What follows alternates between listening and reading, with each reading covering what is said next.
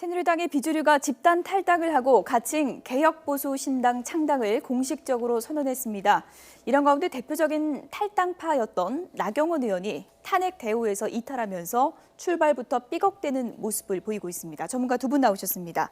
김병민 경희대학교 행정학과 개건교수 그리고 이종훈 정치평론가 나오셨습니다. 어서 오세요. 안녕하세요. 안녕하세요. 네, 새누리당의 분당 열차가 오늘 출발했습니다. 그런데 티켓은 끊어놓고 탑승하지 않은 사람들이 있었습니다. 주제어 보시죠.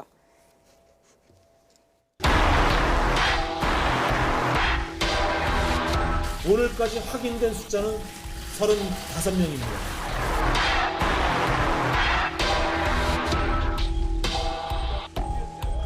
이혜원 의원님만 오늘 다른 방송 관계로 참석 못했고 29명과 비례대표 김연아 의원이 포함해서 당초 35명 발표를 했던 것으로 알고 있습니다만 29명으로 확정됐다고 제가 메모를 받았습니다. 1차 탈당의 이런 사례는 저는 실패한 것이 아니냐.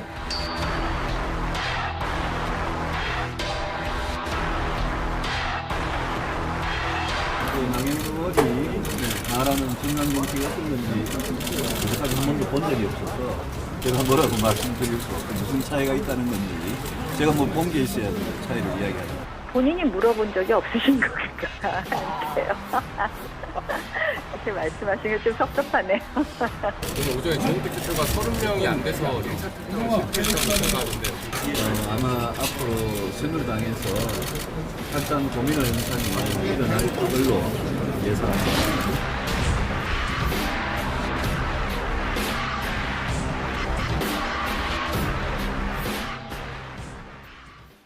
네, 쪼개지는 건 예정이 돼 있었던 거고요. 관심을 모은 부분이 35명이 그러니까 비유를 하자면 티켓 끊었다 했는데 네. 오늘 막상 탄 사람을 보니까 29명이었어요.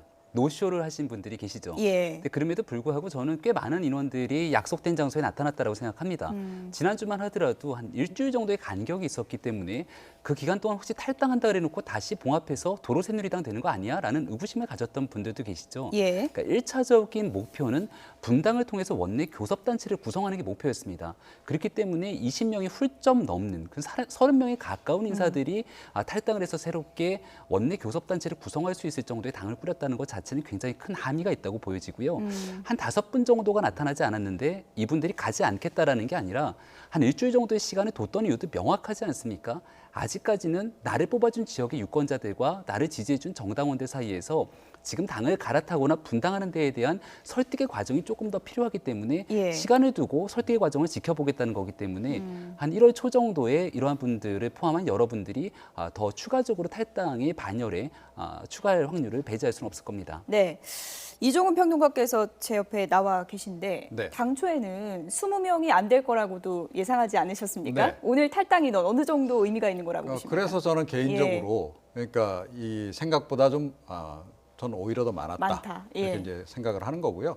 그러니까 오늘 뭐 정우택 원내대표가 뭐 1차 탈당이 실패다라고 예. 얘기를 했는데 1차 탈당, 그러니까 탈당과 관련해서 그러니까 실패의 최소 기준은 저는 원내 교섭단체를 구성하느냐 마느냐였다고 예. 생각을 하거든요. 그런데 그 선을 일단 훌쩍 넘겼다는 거죠. 그리고 지금 밖에 나와 있다가 지금 합류한 김영태 의원까지 하면 30명입니다. 그렇죠. 이게 절대 적은 숫자가 아닌데다가 보수 정당에서 이렇게 대규모 탈당이 일어난 적이 없어요. 예. 그러니까 부분적으로 뭐 탈당한 적은 있고, 뭐 박근혜 대통령도 과거에 이제 탈당했던 적이 있으나 소수가 이렇게 탈당은 했지만 예. 이렇게 대규모 탈당이 일어나는 것은 없었다는 거죠. 예. 그런 점에서 이거 굉장히 좀 심각한 사태로 봐야 되는데 저는 그 정우택 원내대표를 비롯해서 예. 새누리당 그 지금 친박 핵심들이 그렇게 이 문제를 심각하게 안 보는 것이 좀 오히려 좀 굉장히 이상하다. 예. 이렇게 생각을 합니다. 어쨌든 6명 정도가 말을 하자면 노쇼 한 거 아니겠습니까? 나타나지 않은 6명 중에 눈에 띄는 인물이 단연 나경원 의원입니다. 나경원 의원이 오늘 이렇게 가다가는 그냥 유승민당이 되는 거다. 이렇게 또 비판을 한 걸로 알려지고 있는데 어떤 의미일까요, 이게? 유승민 의원을 공격하는 지점, 특히나 이제 새누리당 입장에서는 앞으로 이제 보수의 적통 경쟁을 하게 되는 과정을 거치게 될 것인데 유승민 의원을 공격하기 가장 좋은 포인트는 과거에 발의했던 사회적 경제 기본법 이야기를 하는 겁니다. 그러니까 보수라고 이야기하지만 증세 없는 복지는 허우다라고 얘기했던 것처럼 법인세 인상을 주도하고 있는 이와 같은 모습들이 과연 보수의 적통 경쟁에서 살아남을 수 있는 거냐라고 유승민 의원을 공격할 수는 있을 건데 예. 그러한 유승민 의원의 개혁적인 모습 때문에 사실상 그 새로운 보수 신당이라고 하는 부분들이 촉발될 수 있는 가능성이 열리는 거거든요.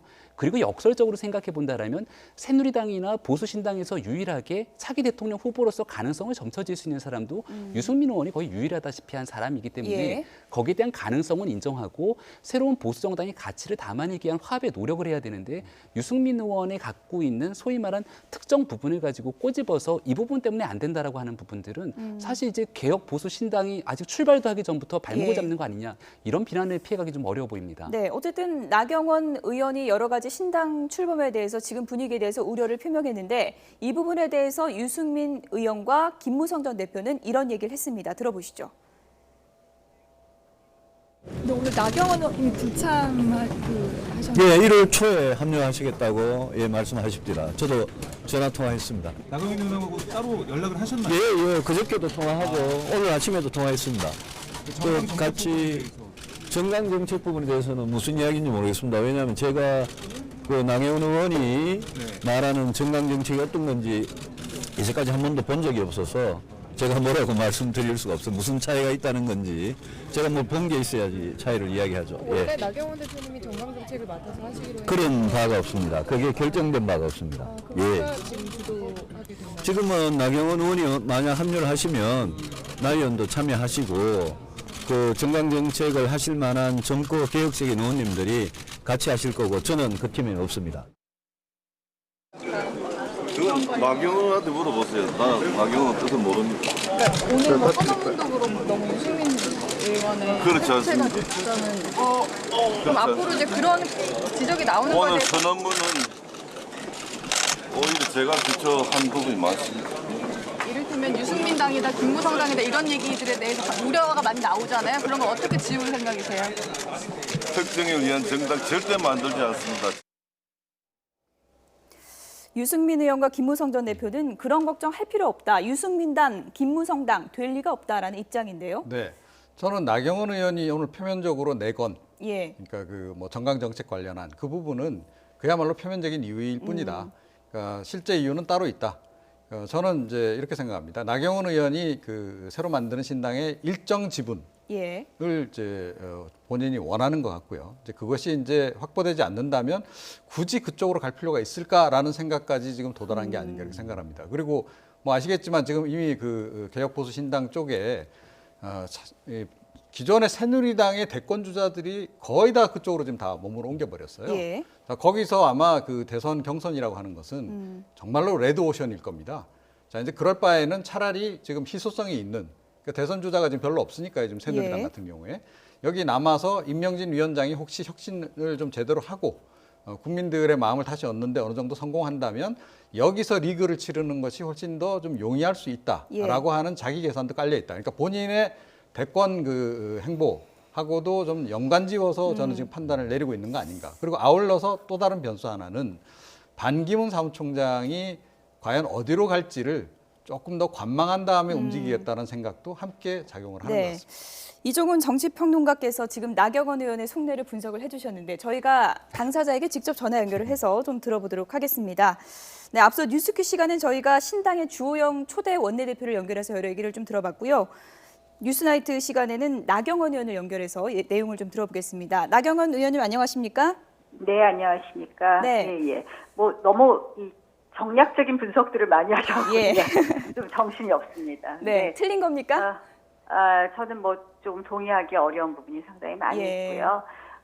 이제 두 분께서 말씀을 해주셨는데, 저는 이 보수신당이 개혁이 어떤 쪽으로 개혁을 가야 되느냐. 제가 처음 지난주 수요일날 탈당계를 거둘 때부터 제가 이거는 우리가 가치에 대해서 토론을 해야 된다라고 이야기를 했었고요. 그래서 처음부터 제가 주장하는 부분이 관철되지 않았고, 아까 유승민 의원은 제가 정강 정책을 맡기로 결정한 바가 없다고 했는데 금요일날 분명히 제가 주로 하고 김세현 의원이 같이 하는 것으로 해서 했다는 식으로 정리가 됐다고 저도 회의에 조금 일찍 나왔지만 복수의 의원들로부터 확인을 했습니다. 예. 그랬는데 이제 그것과 상관없이 이 정강정책 부분에 있어서 이제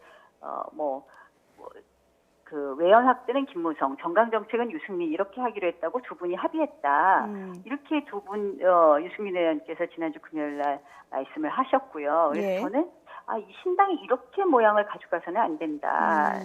그러니까 저희가 보수 정당으로서 정통 보수 정당의 지지층을 확보하지 않고 개혁이라는 이름으로 무조건 저는 왼쪽으로 가는 것은 맞지 않다고 생각을 합니다. 예.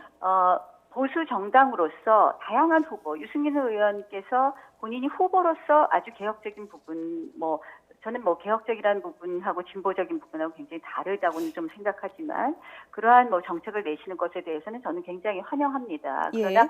우리 신당 자체가 무조건 안 보는 보수, 경제는 진보 이런 논리로 진보 이퀄 개혁이라고 하는 것은 맞지 않다고 생각을 합니다. 예. 보수가 저희 정당이 지금 새누리당이 잘못됐다 개혁해야 되는 부분은 전 두 가지라고 생각을 하는데요.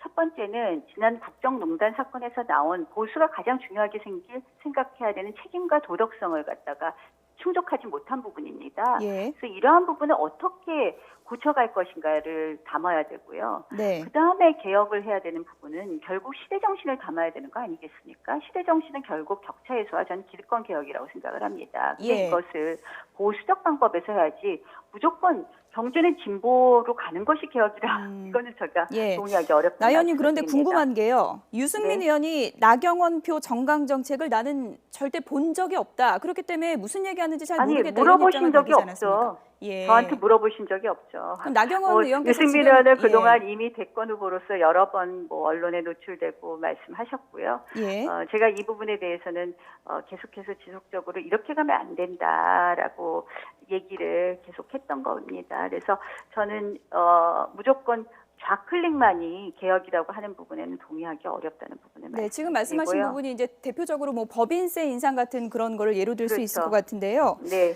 그런데 법인세 인상 예. 부분 같은 거는 실질적으로 지금 아시다시피 지금 증세 없는 복지는 없다 이렇게 말씀하셔서 이제 문제가 됐던 거 아닙니까? 근데 지금 현재 경제 상황에서 법인세 인상 동의하기 어려운 부분이 있고요. 네. 사회적 경제 기본법도 사실상 사회적 경제 자체가 보수의 가치에 반하는 부분은 아닙니다. 일종의 이 관여하지 못하는 부분은 민간 쪽에서 이렇게 보완해 준다는 변에서 저는 이게 그 자체가 반하는 것은 아니지만 예. 유승민 의원이 대표 발의한 사회적 경제 기본법은 국가 주도의 사회적 경제를 강조한 부분이라서 예. 이러한 부분에 대해서 조금 논란이 있다. 그래서 저는 적어도 이렇게 무조건 좌클릭만이 개혁이라고 이렇게 인식되어 버리지 않았습니까? 예. 우리 신당의 정책이. 그래서 이러한 부분에 대해서는 좀 바로잡고 이 부분에 대해서 보수 가치를 제대로 우리가 실현하면서 개혁을 하지 않으면 예. 전통적 지지층한테 우리가 표를 못 얻게 되고요. 예. 사실 지지층이 없는 당이 될 수 있기 때문에 제가 이 부분을 분명히 하고 싶었다는 말씀을 예. 드립니다. 나경원 의원님 좀 답변을 간략하게 좀 부탁을 드리겠습니다. 저희가 좀 시간이 제한돼 있어가지고요. 네, 네, 그렇다면 네, 네. 나경원 의원님 같은 경우는 지금 정확한 입장이 어떤 겁니까? 1월에 합류하겠다는 건가요? 저는 시기를 특정한 적은 없고요. 제가 예. 말씀드린 두 가지입니다. 결국은 우리 신당이 이러한 개혁적 보수의 바른 방향을 잡아가는 부분하고요. 그다음에 두 번째는 이제 지금 초창기라는 이름이긴 하지만 이렇게 좀 이 여러 가지 의사결정에 있어서 민주적이지 않았던 부분이 좀 해소되면 예. 그러한 것을 좀 지켜보고 합류하겠다는 입장입니다. 네, 조금 전에 저희가 너무 정략적인 분석만 했다고 이제 지적을 해주셨는데 네, 그렇습니다. 일각에선 이런 얘기도 네. 있습니다. 오늘 주호영 초대 원내대표가 이제 추대가 됐는데 신당의 원내지도부 구성에 있어서도 좀 이견이 있었던 게 아닌가라는 얘기도 있던데 이건 어떻습니까? 그런 마이너한 부분 갖고 예, 제가 정말 좀 어제 이게 참 이 결단을 내리면서 정말 이렇게 참 만감이 교차하더라고요. 예. 이게 사실은 지난 두어 달 동안 너무나 열심히 우리 의원들하고 같이 정말 이 촛불의 민심을 어떻게 담아내고 이 부분을 우리가 어떻게 좀 극복할 거냐 같이 했는데 그분들하고 같이 오늘 탈당하지 못하는 부분. 그러나 저는 보수신당이 정말 우리 보수의 정통성을 담아내는 신당이 되기 위해서는 이러한 가치 부분에 대해서 명확하게 하지 않으면 저희가 그냥 떠밀려 갈 수 있다고 생각을 했기 때문에 그런 결단을 했고요. 참 저로서는 사실은 굉장히 힘든 결정이었습니다. 그러나 이러한 제가 한번 문제제기를 하는 것이 우리 보수 신당이 더 건강하고 개혁적인 진정 개혁적인 보수 신당으로 거듭날 수 있는 어떠한 촉매제 역할이 되기를 바라는 바입니다. 조금 전에 민주적이지 못한 절차가 있다고 이제 말씀을 하셨고, 그리고 일각에서는 뭐 유승민당 되는 게 아닌가 이런 우려가 나오고 있다고 지금 보도가 되고 있습니다. 지금 당내에서요, 아직 탈당을 하지 않은 분들 중에 나경원 의원처럼 이런 고민과 또 갈등을 하는 분들이 좀 여러 명 계시다고 봐야 될까요? 뭐 제가 더 이상 그 부분에 대해서 말씀 안 드리겠습니다. 그렇다면 나경원 의원이 이제 분당 열차에 탑승하는 조건을 좀 구체적으로 말씀하신다면 어떤 조건이 갖춰지면 좀 함께 한다고 보신다고 이미 이제 두 가지 말씀드렸는데요.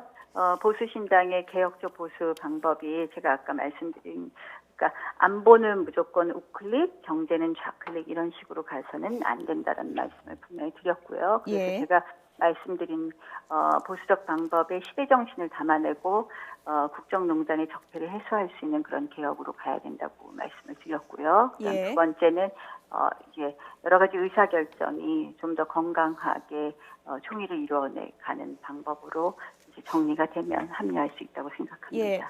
끝으로 이 부분을 간략하게 여쭐게요. 지금 새누리당엔 지금 임명진 비대위원장 카드를 꺼내들었는데 지금 남아있는 새누리당이 개혁 가능성도 있다고 보십니까? 뭐 그렇게 높게 보지 않습니다.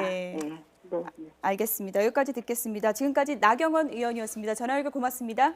네, 감사합니다. 지금 이종훈 평론가 분석에 대해서 좀 그건 아닌데 한 것 같은데요. 지금 이제 말씀 듣고 보니까요. 이제 뭐 또다시 제가 정략적인 분석을 이제 하지 않을 수 없는데요. 그러니까 결국 이제 저 신당 열차에 합류는 하실 것 같습니다.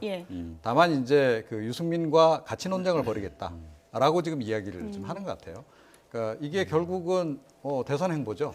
그러니까 이제 그 개혁 보수 신당 내에서 이제 향후에 이루어질 이제 어찌됐건 경선 과정에서 유승민 전 원내대표가 현재로서는 지금 이제 반기문 사무총장이 들어오지 않는다라고 전제하면 제일 앞서 있는 주자라고 이제 전제를 한다고 전제를 해야 되지 않겠습니까? 그렇게 보면 그 안에서 이제 유승민 대 나경원 이 구도를 지금 그리시는 게 아닌가.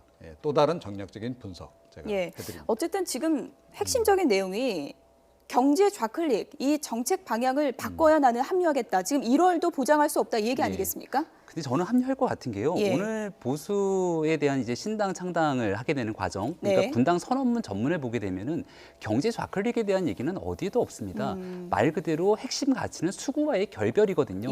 그동안 보여줬던 새누리당이 대한민국의 보수 정신을 지킨 게 아니다. 그러니까 새로운 보수 정신을 이야기하면서 따뜻한 보수라는 이야기를 하게 되는데 이 자유민주주의와 시장 경제의 가치를 지키겠다는 거지만 이러한 경쟁을 토대로 도태된 사람들을 어떻게든 같이 가겠다라고 하는 가치를 경제적 좌클릭이라고 보기는 어려움이 있거든요. 이게 바로 나경원 의원이 얘기했던 개혁에 대한 시대 정신을 담아내고 있는 얘기이기 때문에 소위 말한 유승민 의원으로 대표되게 되는 뭐 사회적 경제 기본법 등에 대한 좌클릭에 대한 얘기들은 일부 유승민 의원이 과거에 해왔던 행보에 대한 얘기지 이게 개혁 보수 신당의 전체적인 정강 정책을 담아내기는 어려움이 있기 때문에 아마 나경원 의원이 충분히 들어올 수 있는 공간이 있음에도 불구하고 현재 개혁 보수 신당을 주도하는 두 주자가 김무성 그리고 유승민에 대한 두 지점으로 있기 때문에 거기에 대해서 본인이 좀 끌려가는 모양새를 취하기보다는 나름대로의 주도권을 가지고 함께 갈 수 있는 역할들을 좀 달라라고 이야기를 하는 과정으로 보이지 않을까 생각이 됩니다. 근데 저는 뭐 이게 굉장히 좀 건전하게 느껴집니다. 일단 그러니까 사실은 그동안에 어떤 각 정당에서 이런 가치 논쟁을 제대로 벌려본 적이 없거든요. 그런 점에서 뭐 예를 들어 좀 국민의당도 좀 중도 지형에 있는 상황에서 그러면 이제 개혁 보수 신당이 어떻게 이념 지향을 가져갈 거냐, 정책 지향을 가져갈 거냐. 전 적극적으로 이게 논쟁을 벌이는 게 좋다. 사실은 대체로 이번에 비주류 지금 탈당하신 분들은 유승민 전 원내대표가 지금 잡은 방향, 그 정도의 이념적인 지향, 정책적인 지향이 대체로 지금 뭐 바람직하다. 앞으로 아마 그쪽으로 가야 될 거다라는 생각에 공감을 해서 제가 합류를 다 같이 한 것으로 지금 알고 있는데요. 그런데 이제 뭐 이런 그 문제제기 충분히 할 수 있는 거죠. 그런데 나경원 의원도 아마 준비를 단단히 하셔야 될 겁니다. 아시겠지만 유승민 전 원내대표는 경제학자 출신입니다. 어쨌든 비박신당이 오늘 첫 삽을 떴습니다. 보수의 분열이고요. 4당 체제의 출범입니다. 상당히 역사적인 그런 정치 역사에는 좀 중요한 날로 기록이 될 것 같은데 문재인 전 민주당 대표가 이런 얘기를 했어요. 호박에 줄 긋는다고 수박이 되냐 그랬더니 주호영 초대 원내대표가 수박으로 종자를 바꾸는 거다. 어느 쪽에 더 무게가 실린다고 보십니까? 글쎄요, 저는 종자를 바꾼다기보다는 예. 그동안 감춰놓고 보여주지 못했던 기본적인 가치를 다시 가져온다라고 생각할 수 있을 것 같아요. 그러니까 새누리당이라는 큰 지붕 아래에서 하나로 보수가 분열될 수 없다라는 사람들의 인식 때문에 어쩔 수 없이 있긴 했지만 예. 그 한 지붕 내에서 생각하는 바는 분명히 달랐거든요. 그러니까 사람에 대한 DNA는 저는 결코 바뀌지 않는다고 예. 봅니다. 다만 그동안 대한민국 사회 속에서 보수가 분열할 수 없다고 했던 그런 기본적인 고정관념을 완전히 깨버리게 된다라는 그런 부분에서는 상징적인 의미가 있다라고 보여지고 그 과정에서 스스로 진짜 보수가 무엇인지를 찾아가는 굉장히 개혁적이고 그 실험적인 과정들이 계속 이제 이루어지게 될 것인데 거기에 대한 결론적으로 어떤 길에 도달하게 될 건지는 이제 앞으로 굉장히 치열한 과정들을 거쳐가는 과정이 이제 이어질 것으로 보여집니다. 네. 정말 줄만 긋는지 뼛속부터 개혁하는지 앞으로 보수 신당의 여정을 좀 지켜보도록 하겠습니다. 4당 체제가 현실화된 그런 상황인데요. 유승민 의원이 외연을 많이 넓히겠다 하면서 사람을 좀 가려서 얘기를 했습니다. 들어보시죠. 안철수, 손학규 대표 연대할 수 있다. 이게 어떤 맥락에서 하신 말씀이신지 조금만. 아니요, 그분들이 우리 뜻에 동의를 하신다면 연대할 수 있다. 그런 일반론적인 이야기였습니다. 예. 유승민 의원이 박지원의 대북 정책과 사드 대치 반대 문제를 지적하셨던데요.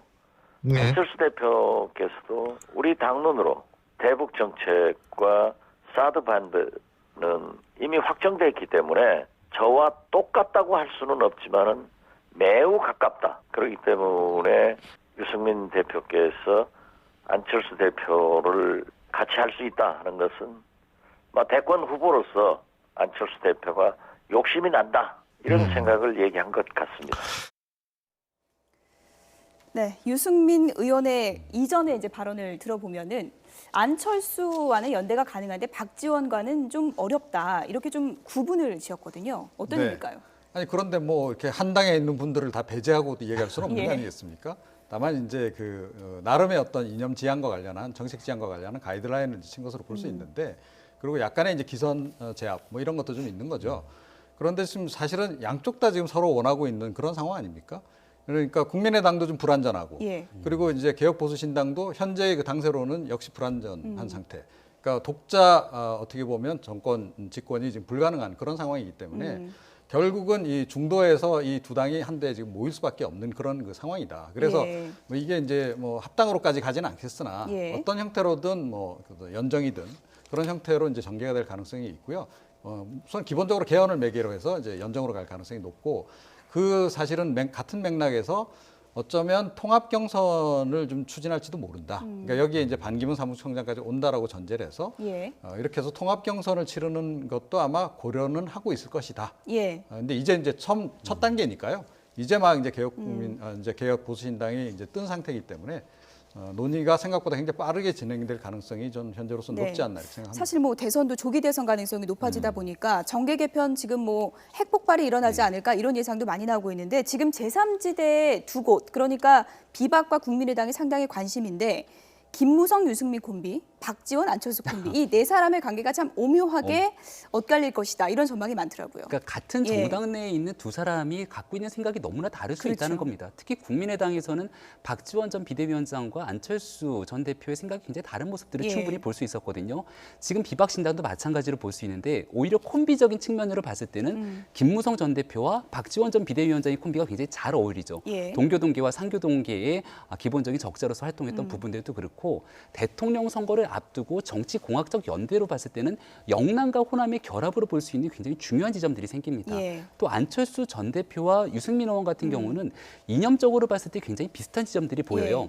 그러니까 누가 뭐래도 중도에서 크게 두 분이 좌클릭하거나 공개적으로 호감 표시도 많이 했잖아요. 그래서 이제 두 사람을 예. 일컬어서 브로맨스 관계다라고까지 얘기를 예. 할 정도인데 그런 모습들을 형성해가는 과정과 정치공학적으로 이 두 사람이 형성해가는 과정 이 모든 것들이 크게 두 정당 간의 정책적 연대 과정을 통해서 과거 DJP 연대처럼 크게 중도에 있는 중도 빅텐트 제3지대의 가능성을 모색할 수 있는 길들을 굉장히 다채롭게 모색할 수 있다는 걸 보여주는 거죠.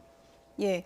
그렇기 때문에 오히려 김무성, 박지원 원내대표 그리고 유승민, 안철수 전 대표 이렇게 모아지다 보면 결국은 제3지대가 그렇게 해서 형성되는 게 아닐까 하는 분석이 많더라고요. 네, 그렇죠. 이제 거기에 사실은 이제 손학규 변수도 예. 있는 거고요. 반기문 변수도 있는 것이고. 자, 이렇게 다 이제 포함이 된다라고 전제를 한다면 사실은 이제 이 리그가 제일 큰 리그가 될 가능성이 높은 거죠. 일부 리그가 될 가능성이 높은 겁니다. 대선 과정에서. 오히려 이제 민주당이나 지금 새누리당의 당내 경선은 그렇게 되면 만약에 이 중도에서 이런 통합 경선 분위기로 간다 그러면 예.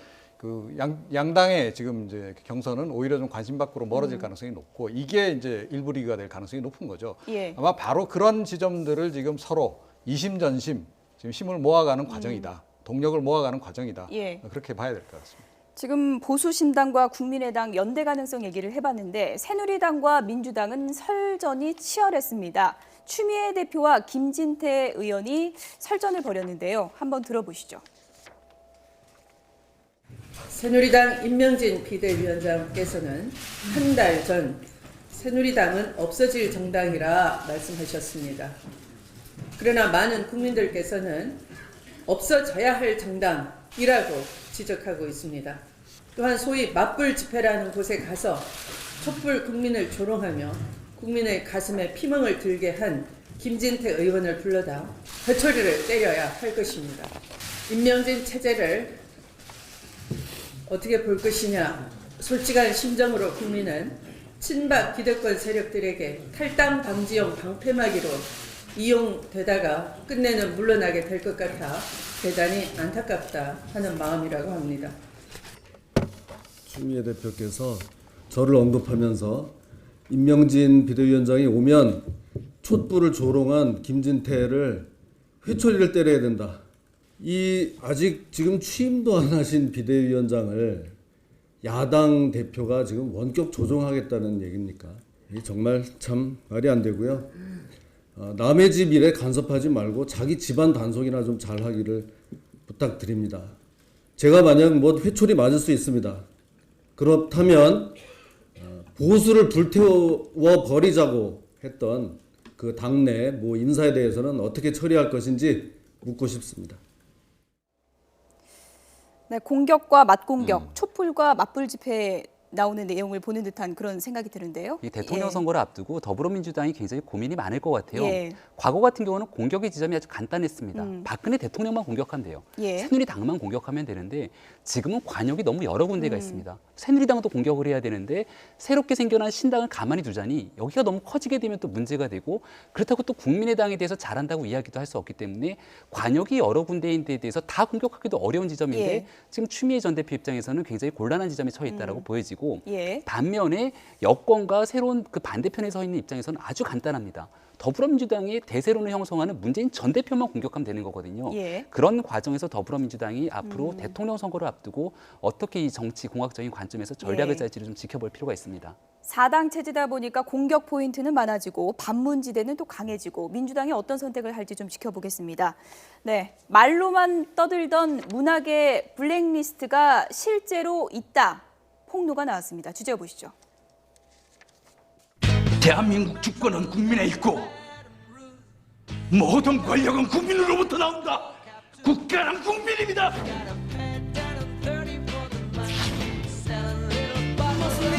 이거 마시면 우리 사귀는 거다. 나 이대 나온 여자야.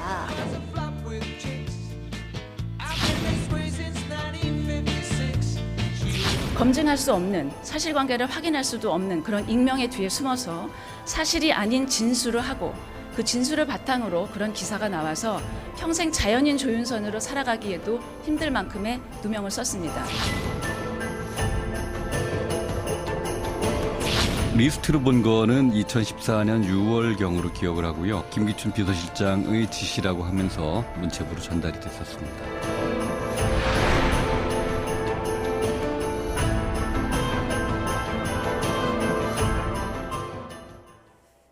블랙리스트는 소문이 아니었다. 실제로 내가 봤다. 유진용 전 문체부 장관의 폭로가 나왔습니다. 리스트에 수천 명의 이름이 있었다는 거죠? 뭐 거의 지금 예. 10,000명 가까이 되는 거 아닙니까? 그래서 요즘에 이제 그 문화계에서는 그러니까 거기에 이름이 안 올라가신 분들이 아니 10,000명이나 되는데 어떻게 내 이름이 안 올라갔느냐 굉장히 서운해하신 분들이 예. 많다 그러죠. 그런데 유진영 전 장관이 거짓말을 할 이유가 있나요? 그리고 그동안에 우리가 이제 과정들을 이제는 다 우리가 알게 됐지만 예. 유진영 전 장관이 사실은 굉장히 불합리한 이유로 그만두게 된 거 아니겠습니까? 그 과정도 우리가 다 알고 있고 그래서 유진영 전 장관 입장에서는 거짓말을 할 이유가 좀 별로 없는 거죠. 그래서 진실을 지금 이야기하고 있는 예. 거라고 저는 보고요. 그리고 정황상 저게 맞다. 그리고 이미 이제 그 특검에서 어느 정도 이제 규명을 해서 지금 공개를 하고 지금 압수수색을 지금 진행하고 있는 그런 상황이기도 예. 하지만, 그러니까 여러 정황상 지금 이제 실제로 그런 것으로 이제 일단은 이제 규명이 돼가는 이제 그런 과정이 예. 아닌가. 특검이 이제 마지막 단계만 지금 남은 거 아닌가 싶어요. 예. 예. 유진용 전 장관 그야말로 언론과의 인터뷰에서 작심 폭로를 했습니다. 어떤 내용들이 쏟아졌는지 들어보시죠. 리스트로 본 거는 2014년 6월경으로 기억을 하고요. 퇴임 직전이었습니다. 그리고 리스트 이전의 형태로는 구두로 수시로 김기춘 비서실장의 지시라고 하면서 모철민 수석이나 김소영 비서관을 통해서 문체부로 전달이 됐었습니다. 굉장히 허접스럽게 A4 용지에다가 몇백 명 정도 그 정도를 이름을 적어온 이것을 만들고 적용시키는 책임은 정무수석 비서실에서 지고 있는 모양이다. 그 당시 정무수석이 누구죠? 그때 이제 6월 12일에 조윤선 수석으로 바뀌었고요. 그 차례는 아마 이정현 수석이 있다가 나갔든가 아마 그랬던 것 같습니다.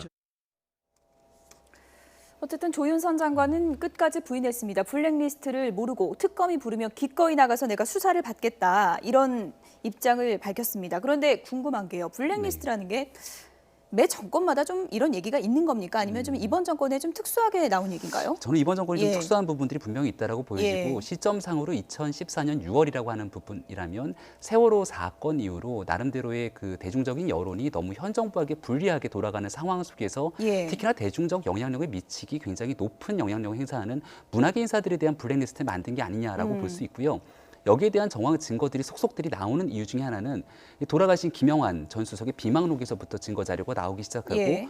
류진용 전 장관 같은 경우는 사실상 그러니까 본인이 행정고시 이후로 거의 모든 공직 생활을 문체부에서 담당했던 사람입니다. 예. 근데 그 문화체육관광부가 최순실 씨의 국정농단에 의해서 완벽하게 희생되는 과정을 거치고 나서 지금 이 폭로가 거침이 없거든요. 예. 그런 과정에서 이제 특검의 수사 결과를 통해서 모든 부분이 밝혀지겠지만 현재로서는 실무 증거까지 드러나고 있는 마당에 결국 현 정부가 계속해서 부정하고 있는 물건은 있고 정황은 드러나지만 아무도 한 사람이 없다라는 이 책임지는 사람이 과연 언제쯤 나올지를 예. 좀 지켜볼 필요가 있습니다. 네, 간략하게요. 김기춘 전 실장 때릴까 봐 청문회 못 나갔다. 이렇게까지 표현을 했습니다. 네.